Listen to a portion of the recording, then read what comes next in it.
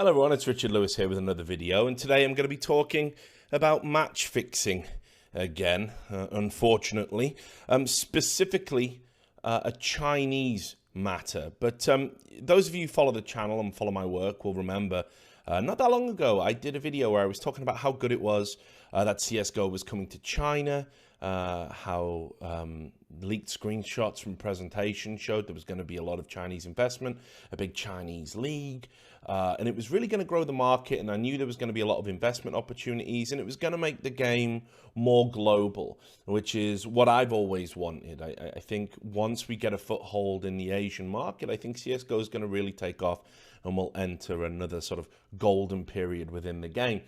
But because it's me, and because it's one of my videos, it didn't entirely focus on the positive, because there are some negatives. And one of the things that I talked about was that there is a lot of corruption within Asian esports. You know, this is across the board. I'm not just talking about Counter-Strike here. And it's going to be incredibly difficult for us as external forces to sort of deal with that. And there's going to be some stuff we can't even really tackle. I mean, I don't even know how we'd go about doing it. So I'm always investigating match fixing. I'm always, you know, whenever I've got any spare time, you know, I'm always talking to people. I'm always asking questions. I'm always looking at suspicious matches and using my contacts to see if we can get anything solid. And it's still going on, obviously. Now, I talk to people involved within the sort of CS betting side of things a lot. And one of the things they'll all tell you is that the Asian market, the sort of Asian territory for CSGO, the matches stink. There's so many matches that are dubious and so many things going on there that many people either don't bet on them at all, or they wait until they hear something, those on the more nefarious side of betting. So you'll remember, I mean, this was sort of last year. If you remember, Inch King got banned over match fixing in the Southeast Asian Rising Stars promotional, which was a tournament by CSGO Lounge in conjunction with eFrag. And CSGO Lounge, of course, don't offer the same service that they used to. But one of the things they've always done is they have looked at match fixing. You know, I've worked with CSGO Lounge in the past to uncover match fixing. And yes, this is what they found, that Inch King was sort of handed a ban. But because they weren't a massive team, people didn't really sort of make too big a deal about it. And trust me, that was the tip of the iceberg for matches that were going on at that time, possibly even within that tournament. There was a lot of rumors flying around, people firing off messages. The problem you've always got with this is if someone says, hey, this game is fixed, just because the result goes the way they predicted doesn't mean that it's fixed. You got to find the conspiracy, the planning. You know, it's very complicated to sort of present irrefutable evidence to the public before you make an allegation of that gravity. But in this situation, I'm going to show you now, I guess they're sort of banged to rights. So I want to tell you a story about a Chinese team called Eastern Mysterious Power. That's a great name. They're known as EMP for short. And it turns out that they have bet against themselves in a game against another team called TOT. Now, EMP have been dubbed to be like an up-and-coming team in the region. They won the WESG Hangzhou qualifier to go to the China finals of WESG recently. And they were playing a game in another tournament. And it was apparent that some mysterious betting went on. Now, EMP were sort of heavy favorites in this match, and yet they ended up drawing the series. They do the two-map best-of-two system, and they ended up drawing the map which was their pick, which was Overpass in this game against TOT, despite being these heavy favorites for it. Now, I can show you this game was offered on a website called vpgame.com. To bet. And what vpgame.com is it's kind of a site that tailors to the Chinese market, that tries to fill the skin betting void that was left when CSGO Lounge stopped offering that service. And you can see here, this is the match in question. Now, what happened is, in this game, it turned out that EMP players placed bets using their just regular accounts with their names, their avatars on. It beggars belief. I mean, I've talked to people, over at things like the Esports Integrity Committee, and they've told me the same thing. It's like fucking amateur hour compared to real sports. But you can't even believe that the players would be this brazen. But lo and behold, this is what happened. So it's interesting as well, just about VP Game. The site says all the games on our website are just for fun. The items and coins you win cannot be converted to money, which isn't true. I mean, you can convert skins to money. That's part of the problem.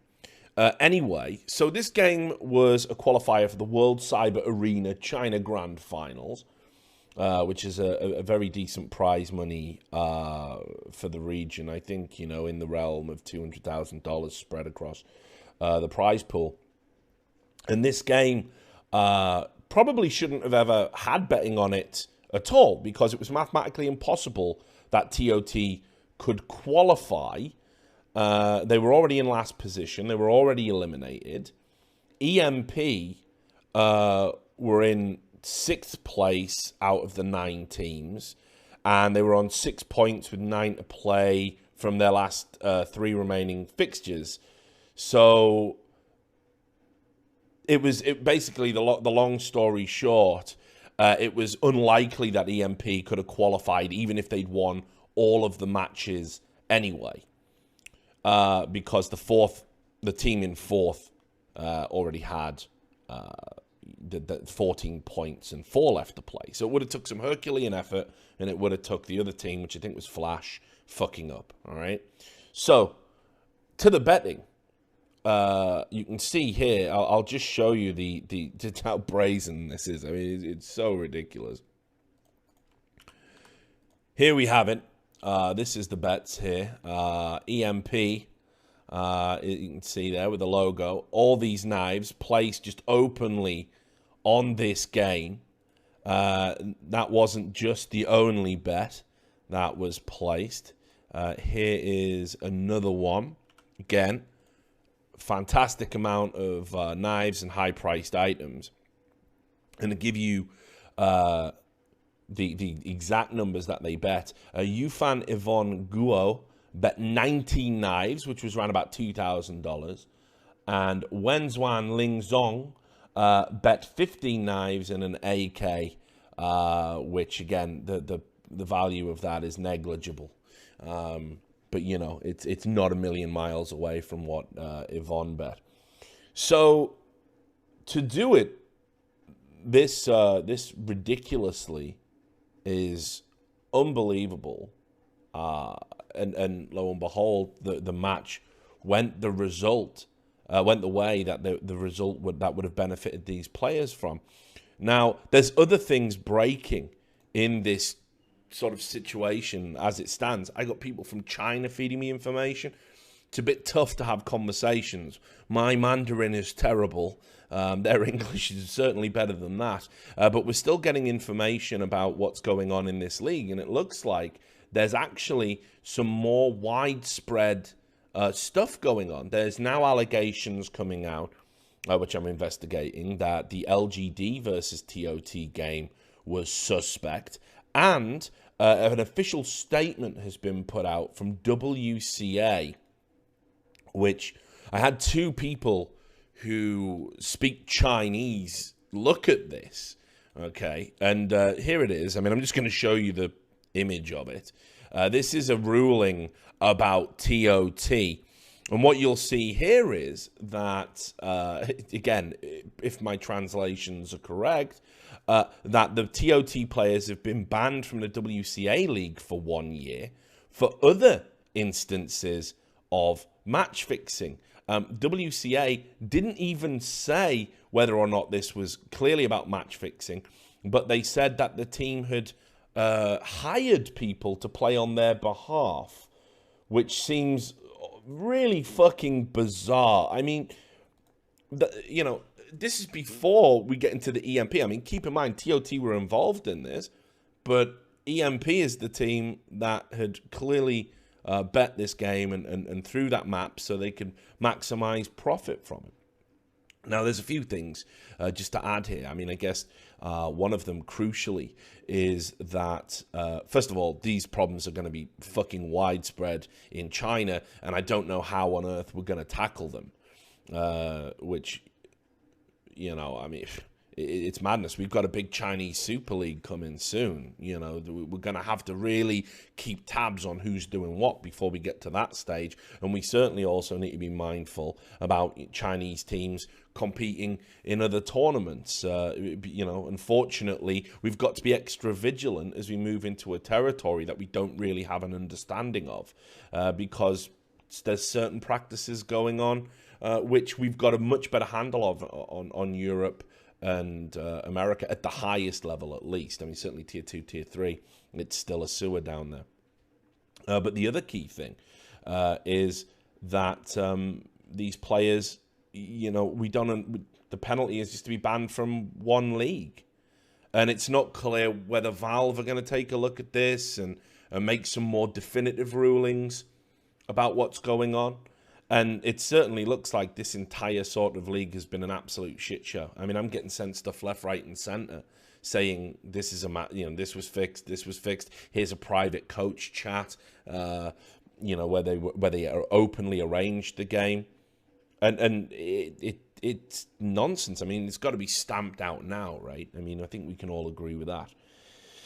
So, you know, be careful what you wish for, I guess. I wanted, you know, the Chinese market to really help elevate us to the next level, but definitely not the case. I mean, you know, we're going to have to deal with a lot of problems, I think, before we can really say with any confidence we've got a handle on the veracity of matches within this particular space.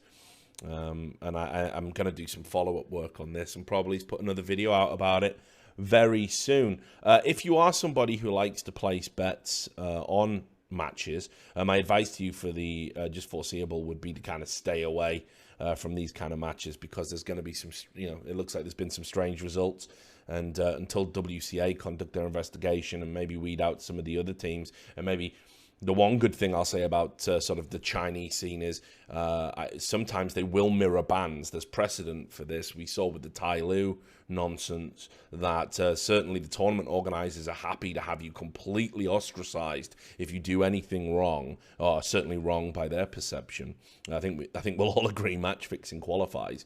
So maybe there could be some serious consequences for this, and I'm certainly hoping that Valve are going to get involved and take a look at this and take a firm hand on it. But yes, if you are somebody that's betting on these games, be very wary.